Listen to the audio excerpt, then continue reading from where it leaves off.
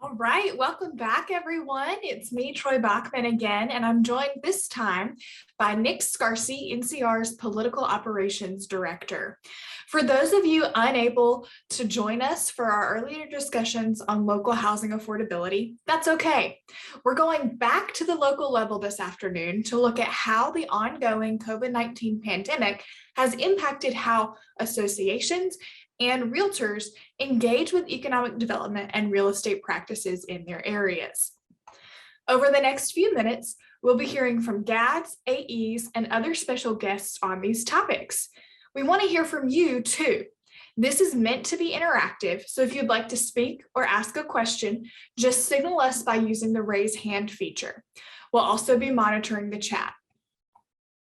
Now, we obviously know that COVID-19 has had an incredible impact on the travel industry, but let's look at some numbers. In 2019, the travel industry generated a total of $2.8 billion in the real estate sector and a total of $34.2 billion across all economic sectors. To give us a deeper look, I'm going to turn it over to Dalton Clark, who will give us some insight on how tourism has been affected and how that has spread to real estate. Dalton, take it away. Thank you so much, Troy. And I'm actually having the pleasure to introduce Heath Dillard. Heath Dillard is the Director of Insights at the Charlotte Regional Visitors Authority. Heath has, I got a chance to sit down and talk with him a little bit this week and last week, and Heath has put together a great presentation for tourism, not just in the Charlotte area, but a highlight across the state. So with that being said, Heath, please take it away. Thank you. Thank you, Dalton. Thanks everybody for allowing me a few minutes today. I hope that you can see my screen. Dalton, can I get a thumbs up from you? Yes. You can see that? Okay. There was a bit of a pause there. Okay. All right. So just to quickly get started, I know everybody's sick of looking at COVID numbers. I thought maybe I was done including them in presentations and hope that we were, but in fact we are not. And so I'm not going to spend a lot of time on it unless you've been in hiding for a bit. Everybody's sort of aware of how things are moving today. But the recent Delta variant and the surge, sort of puts us, in a different place than maybe we thought we would have been even 3 to 6 months ago. And the reason that I start here is because perceptions of would-be, the perception of would-be travelers, the sentiment of someone whose willingness to travel really has flowed almost exactly along with COVID cases in reverse, obviously. And so we've been monitoring American traveler sentiment on a weekly basis going all the way back to March of 2020. And so what I have said is that this recovery is not a typical recovery that's economic or financial based. It is still a recovery of health and safety. And so as we see COVID cases surge, it has an inverse effect on whether people feel safe to do various different types of travel activities, which I'll share with you in just a bit. And so if you follow along with this orange line, it's the perception that would-be travelers are more pessimistic about the current situation. And so obviously that line was relatively significant over the fall of 2020, over much of the winter as we turned the calendar to 2021. And then all of a sudden we started to see more and more Americans get vaccinated. We started to see cases drop. Those two lines split, and we saw a lot of travel optimism really over the spring and the early part of the summer. And as you're going to see in just a bit, we saw on the ground demand respond in a similar way. And so what's a little bit frustrating is now that we're seeing these cases start to rise again and the media coverage around the cases and the hospitalizations, and what we're seeing going on is that very quickly those two trends have reversed again. We've in less than 6 weeks, we've gone from having a 7 times more optimistic view of the market to a 2 to 1 more negative view. And so we haven't seen that yet materialize in on the ground, but that's what we're paying very close attention to. Our industry, more so than any other industry, was hit very hard by COVID. You can see in Charlotte specifically, when we think about the leisure and hospitality industry, we're very people centric, right? It's a very labor intensive industry. Whether you're in restaurants, entertainment, or recreation, or hotels, it takes people to run your operation. And we represented the fourth largest industry in the market, and 1 in 9 employed people in our region. And basically overnight, we saw 60,000 jobs evaporate from March to April of 2020, as we saw enforced shutdowns and capacity restrictions across that. It quickly bumped up, and then it sort of plateaued basically through the back half of 2020. And then again, as we started to see people become more vaccinated, we saw cases begin to decline. We started to see demand start to show up in our market again, and that's where we started to see a rebound in jobs as well. As of today, we're only about 90% of where we were in 2019 at the same time. And our industry is struggling because, as you'll see in just a bit, in many cases, we're seeing demand at levels greater than those pre-pandemic. And so in Charlotte specifically, we've got 12% more hotel rooms available on a nightly basis than we did. And again, we're trying to do that job and service our clients and have a customer-centric type of industry with 10% less people. And so there's upward wage pressure, right? And there's all sorts of other issues that go along with the labor shortage. We start to look at how has the recovery happened. And one, we knew all along that this was going to be a very inside-out recovery, as people were hyper-focused on their ability to travel and to do things safely. We knew that it would begin in their automobiles. It would begin by visiting friends and family. It would begin with 150 to 250 mile drive radius. When we're looking at those visitors who've come to Charlotte over the last 12 months, you can see by the same comparison in these modes of travel back to 2019, it really was a very early led recovery by automobile travel. Now in Charlotte specifically, we have the second largest hub of the world's largest airline. And so hubs performed from an airline perspective very different than a more national airline picture, which you see represented in the gray there. And even today, we're still seeing national airline trends continue to be at least 20, in some cases 25% below pre-pandemic levels. Whereas the passenger volume at Charlotte Douglas, if you were to fly in and out of it, in many cases, you wouldn't know you're in the midst of a pandemic. So that's going to be different depending on what region of the state or even region of the country you're in. But we know that we can rely on that proximity travel, those that know our destination best and can arrive via car. Another sector I wanted to focus on is food and beverage. And so this was one of the really early movers of the recovery. Once the sort of shutdown eased a bit, we saw people flock to takeout and delivery services. We really saw our industry get creative and innovative in how they might respond to customers' needs, even if they couldn't serve those customers in their dining rooms. And while I don't have the data going back that far, it outperformed hotel and other sectors very, very quickly. But what you see on the right-hand side is the gross food and beverage sales in restaurants and bars across Mecklenburg County. And really since April, we've been performing above and beyond 2019 levels. So that's great to see. It really shows us that people are ready and willing, if they can do so safely, to get out of their home and to enjoy dinner with friends and relatives again, and really make those connections that they might have missed throughout 2020. On the left-hand side is something that we started to pay close attention to, because what we were hearing from our local businesses is that, while spending starts to creep back up to pre-pandemic levels, the distribution of that spending is different. Instead of full service dining room kind of restaurants, it was quick service, fast casual, takeout type of service. And so what we've seen over the last 90 days, particularly throughout the late spring and early summer, is that on Thursdays, Fridays, and Saturdays, we are now seeing open table reservations at 25 and 30% of pre-pandemic levels. You'll see this again in just a minute on the hotel side. We're not quite there midweek. We're still suffering at 25 or 30% levels below 2019 midweek, but we have some evidence that at least the local market and those visitors who are arriving on the weekends are out and about in some of our higher quality restaurants. On the hotel demand side, we've seen a lot of really great success. You'll see in just a second on the weekends. You really start to see this upward trajectory as we get to about March or so. We've really plateaued, and you'll see why in just a minute. We've kind of hovered around that 10 to 12% of 19 levels over the last several weeks. And that's largely driven because, we can only grow so fast on the weekends. In Mecklenburg County, we have just over 30,000 hotel room nights.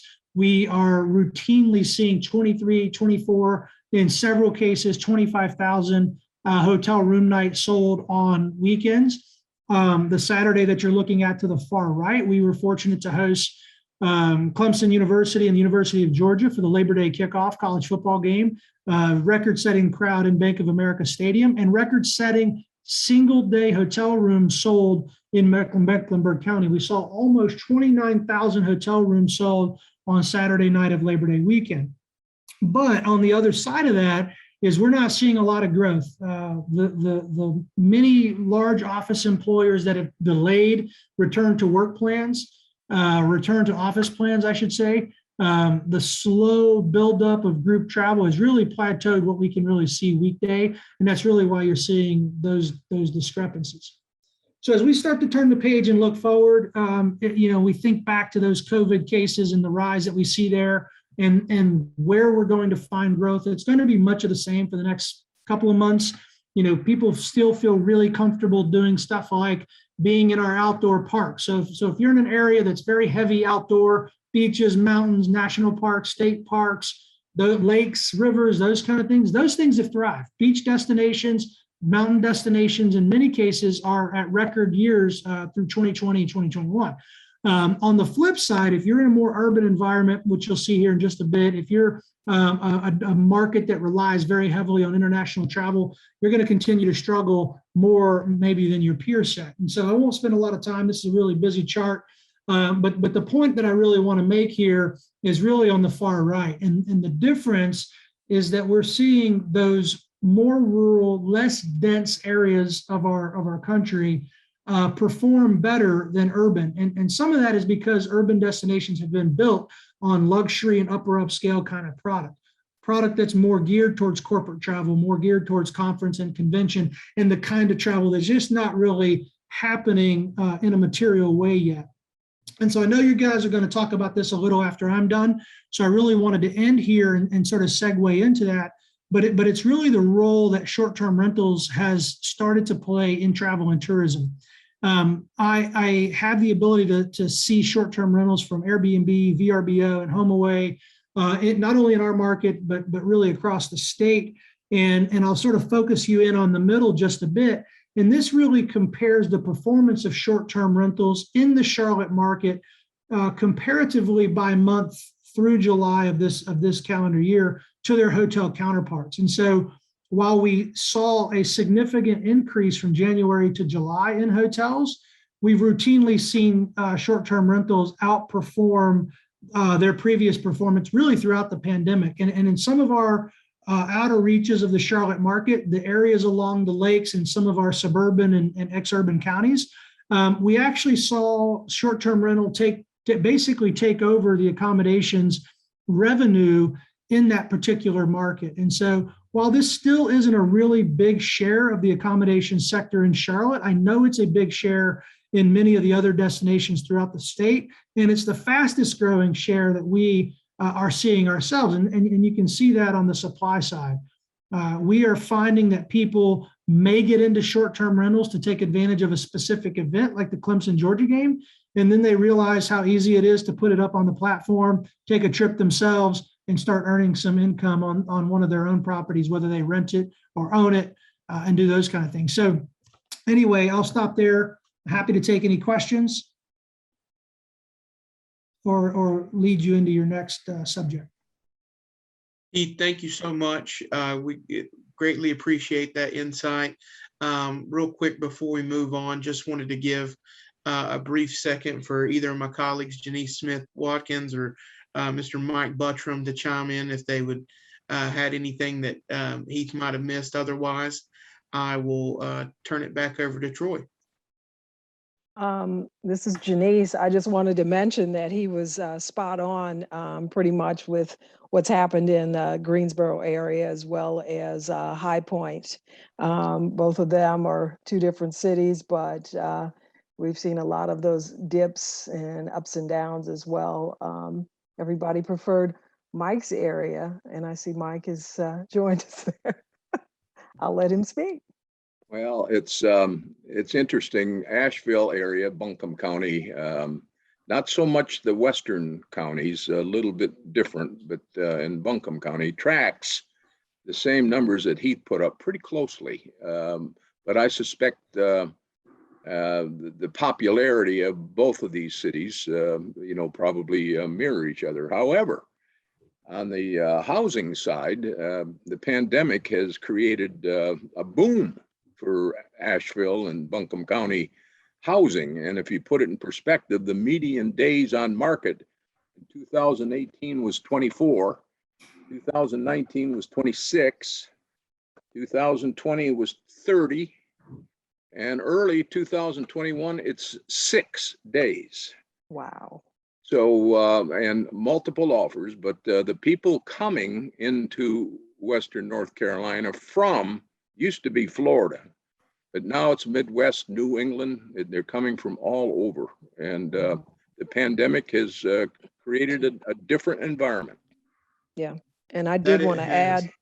add, I did want to add that Greensboro suffered a $180 million loss in tourism during that pandemic. So Yeah, that's the loss is now, it's coming back. We can definitely see the same numbers that Heath just put forth. As people get vaccinated or whatever is driving this, it's certainly coming back stronger than 2019. yeah, people want to be out pretty much. Thank and you doing all the so same much. thing. I greatly appreciate it, Janice, Mike, Heath. This segment has absolutely served as a great jumping point for our two organizations as we continue to track more closely tourism and how it relates to the state of real estate. With that said, thank you all so much. Troy, Nick, back to y'all. Thanks, everyone. Now, closely related to tourism is, of course, regulation of short-term rentals, everyone's favorite. Several of our GADs have dealt with municipal regulation of these properties. Porter, can you share what you've seen in the field? Hey, everybody, I'm Porter Graham. So I handle 23 counties for North Carolina Realtors in coastal North Carolina, where there are significant tourism impacts, and it's interesting to hear how some of the hotel markets, state and nationwide, have adjusted in terms of the share to short-term rental growth. We often on the coast have converse situations in which there are a lot of short-term rentals and hardly any hotels, and so growth in the short-term rental market is essential to yield the occupancy tax income that a lot of our coastal counties are authorized by statute to devote to beach nourishment expenses, which are growing in inverse proportion to the decreases in federal help available with beach nourishment. But I think a lot of the problems with short-term rental impacts on the coast, there is a nexus with affordable housing in the sense that, a lot of folks attribute affordable housing issues to short-term rental growth. But there's a lot of research demonstrating that there are limits to how thoroughgoing that nexus is. Oftentimes the increase in the popularity of an area will simultaneously drive both short-term rental, an increase in short-term rentals and an increase in housing costs.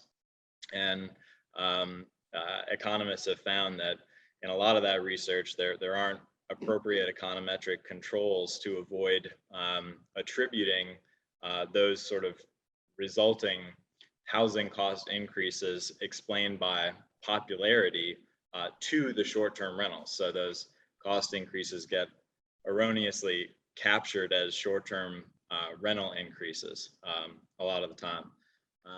And I think in my experience, housing cost increases associated with short-term rentals are invoked by local governments as a pretext for addressing soft concerns about the impact that they have on neighborhood character, town character, and on density, with the result that there can be overreactions, and we saw what I would call an overreaction very recently in a coastal, down east coastal municipality, which banned all new and required permitting for existing short-term rentals. They actually effectively established a minimum amount of time that homeowners could spend in their own homes without losing the ability to exercise that use, because they enacted a ban essentially on 180-day interruptions in that use when it was permitted, on a non-conforming basis. And so that, that was a condition that the majority of those short-term rental owners couldn't meet. So I think, that's going to have a really significant impact. Definitely, Porter. Thanks so much for that information. So, of course, the effects of the pandemic haven't been limited to just tourism and short-term rental regulations and those kinds of things. Tourist towns, urban areas, our rural areas were pretty hard hit as well. So let's look at what the effects are like in those areas. I'm going to turn it over to Mike Cooper, who is a regional GAD in the High Country area and a shared GAD for the High Country Association. Mike, what's going on out in rural North Carolina? Hey, everyone. It's great to be here, and thank you, everyone, for joining us. I'm back home in North Wilkesboro, North Carolina, my hometown where I grew up.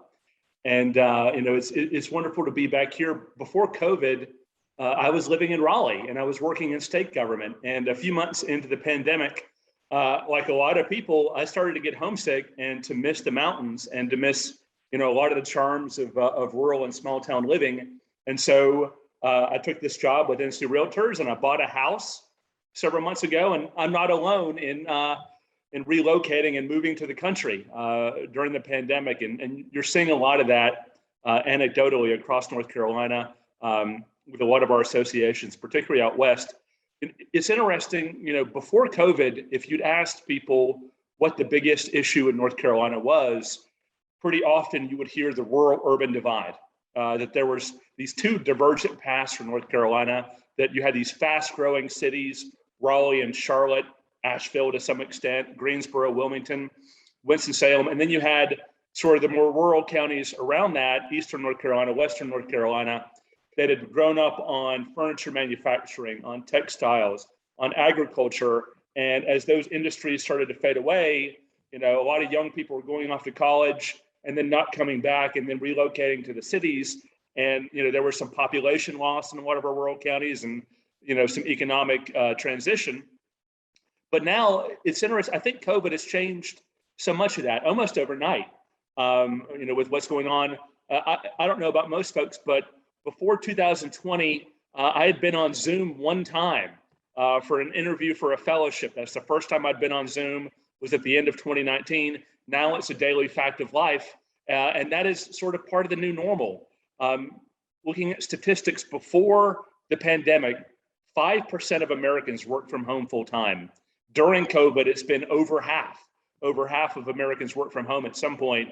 And then after the pandemic, those numbers are obviously going to go down, but it's going to go down to 25%, which is 5 times what it was before, which is a game changer, particularly for rural North Carolina. So, for a county like where I'm in Wilkes County, our percentage of adults who have a 4-year college degree is 13%. Because so much of our young people, when they got a degree, they couldn't come back because they couldn't find work here. Now, if that job is anywhere, that's no longer a barrier to coming back home. So if your parents are there or your grandparents, or you have roots in the community and and you have a desire to maybe go back there one day. Now, if you can work anywhere, that puts a lot of these places back in the conversation. And that's not a guarantee that people will move back, but it starts to level the playing field so that a lot of these areas can compete economically for this new workforce that's doing a lot of this stuff remotely via Zoom. A lot of us want to go back to normal. We want to have these conferences and things like that in person. We look forward to that. But for a lot of the workplaces, for a lot of the bigger companies and things like that, there'll be a different dynamic with more people spending more days working from home. Just anecdotally, I had a friend that I went to high school with.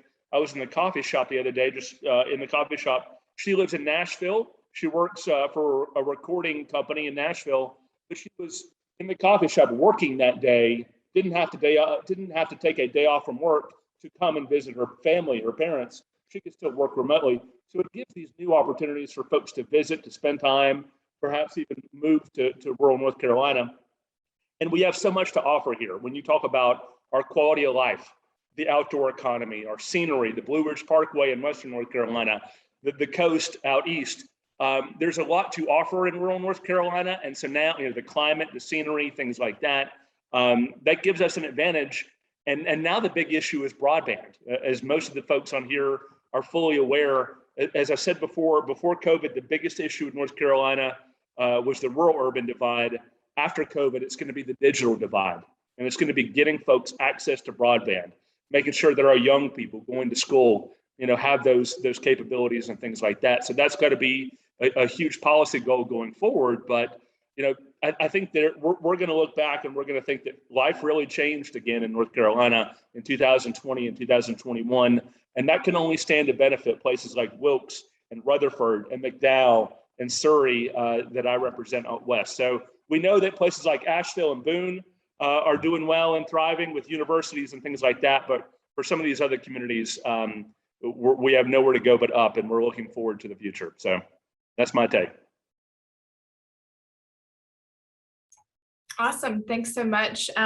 Well, for our last segment, I'm going to turn it over to my colleague Nick, who oversees some of the commercial aspects of our organization. So, Nick, what you got for us? All right. Well, again, thanks to all my colleagues. We've gotten some really good information today, so it's great to hear all these different sources of information coming together. Dalton and I are going to kind of close things out here by taking a look at what innovative things commercial real estate practitioners have undertaken as a result of the changes that have happened over this past year. So I'm going to turn it back to Dalton, and he's got some more great info for us. Thank you so much, Nick. I've got some great advice from my mom a long time ago, and it's always been that if you don't know something, find somebody who does. So that's the reason that I've got the two best guest speakers today. So the second guest speaker I'd like to introduce today is Charlotte Region Commercial Board of Realtors' very own Pete Frandano. He is a board member at CRCBR, as well as a CCIM. In addition to being a realtor, he is an appraiser and well-connected across our state. Pete, I'm going to turn it over to you to present this awesome presentation you've put together for us on commercial real estate across the state. Thanks, Pete. Thanks, Dalton. Let me know if you can see this. Let's see. You see it? Sure can. All right, great. Thank y'all for having me today. I appreciate it more than you know. I'm a proud product of our state, like many of us on this call. I've actually I've served on the Brunswick County Board. I've served on the Wilmington Commercial Board, and now I'm back home in Charlotte.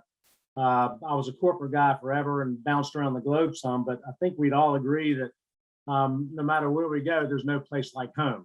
We're very lucky, to be here. To be here in this state, and I just, we've got a lot going for us. I've got what I call the 35,000 foot view, and a mantra. From the mountains to the sea, we've got one of the best pieces of land in the country in our great state, and it's something that I've said for quite a few years now. going from west to east and all areas in between. We've got a lot going for us, a lot of diversity in terms of, just a lot of different things going. Some of y'all have already touched on it very well, the urban versus the rural. So a lot of really good things going for us here. Just to highlight a few of them, and I know some of y'all have touched on this already. I wasn't able to sit in earlier, but I've heard some really cool things that mirror up with some of the stuff we're talking about here. But right up at the top, 10.5 million folks, a steady talent pipeline, low cost of living in our state, relatively speaking, although, some of us do have concerns about the continued costs in certain areas. Amazing quality of life. And then, of course, we're a logistics hub, and sometimes we forget about that. Charlotte to the ports, and then, of course, Raleigh as well, with the airports. We can get to 170 million customers within a day's drive of our great state. So something that we're really high on. I pulled two quick little snippets, two things that are near and dear to my heart. We're number one, top state for business climate in Site Selection magazine.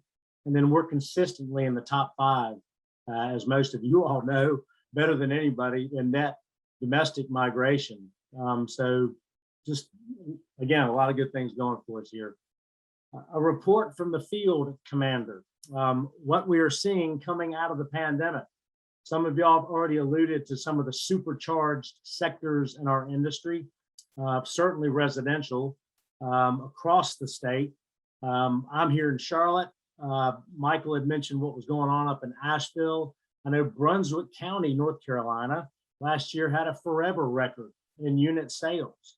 And that was a place when I was down there, I was president of the board in 2011, we got crushed in that land rush. So it's amazing to see these areas coming back and coming back as strong as they are. It's great. Multifamily, of course, is off the charts, and industrial because of e-business and because of all the online purchasing. Industrial has really ramped up. I talked to some of my peeps here in Charlotte in the industrial market. They would tell you that our circle has pushed out to Rowan County now. And it's just a lot of eyes on our region in those areas. Some sectors that are trying to figure out who they want to be, retail and office. Everybody's heard the different stories. Office is a tale of two cities in a lot of cases, as is retail. I mean, the core properties in retail seem to be doing well. Destination retail, where some of the strip centers and some of the others might not be doing as well. Sectors positioning for what we're calling the survival and then hopefully a revival. Heath had alluded to this earlier, the hospitality industry, hotels, restaurants, movie theaters. We're hopeful that they'll continue to make a comeback. I know that they've been especially hard hit across our state. Density in North Carolina. It's funny, we don't really have density here. I've got friends of mine that complain to me about density in Charlotte. And I tell them all the time, when I was traveling, when I was a corporate guy, I'd have to go to Asia some. And when my friends and colleagues come here to Charlotte from Asia, they don't see density, they see a park. And that in and of itself is going to bode well for us in this state coming out of the pandemic. We're getting second looks now, and third looks, and first looks from folks we wouldn't have gotten pre-pandemic in terms of second headquarters, folks from Chicago and New York and California and other more densely populated areas that are giving us a higher look now, which is great. Many owners and investors are trying to figure out what they've got and what it's worth. As Dalton mentioned, I spend quite a bit of my time on the commercial appraisal side of the business.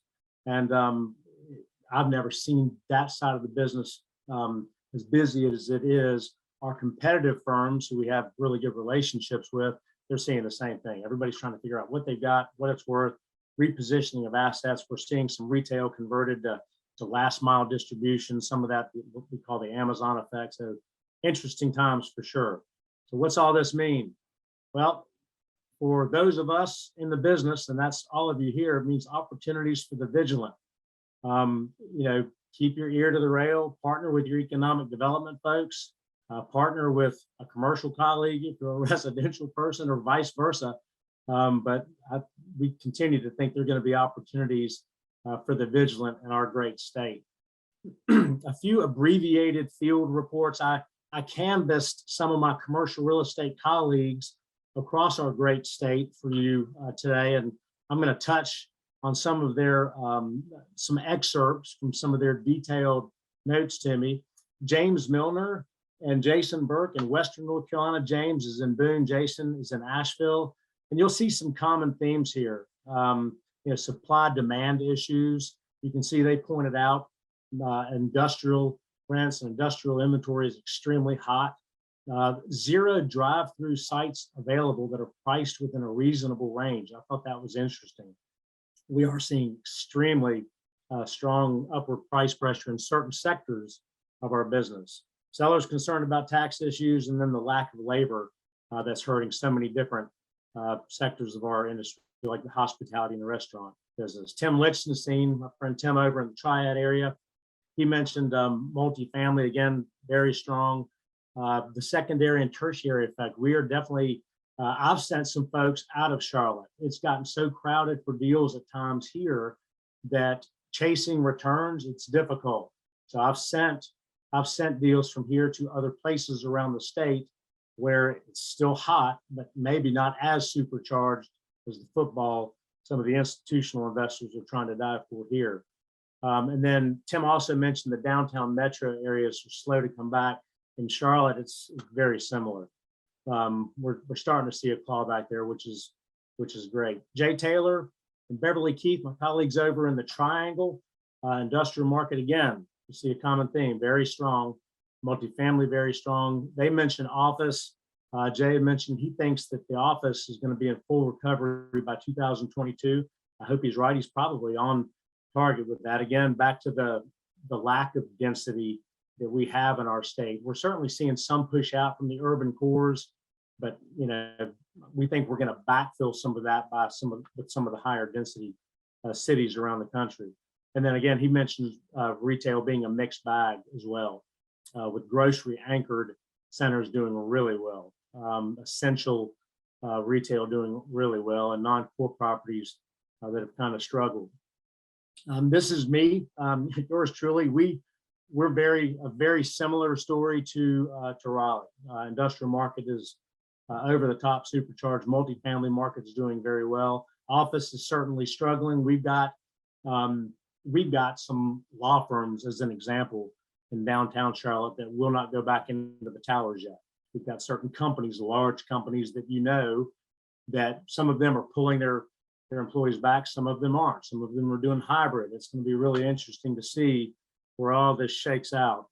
Folks are trying to redo their floor plans to make people comfortable. So it's going to be, again, interesting to see where it all shakes out. And then again, retail is a mixed bag. And then we've got a very low, and that is putting it mildly, residential land tract inventory here. It's record low. And I know, again, we're seeing that across the state. It's unhealthy low. And then finally, last but not least, the Wilmington market down east, PJ Daugherty and Patrick Riley.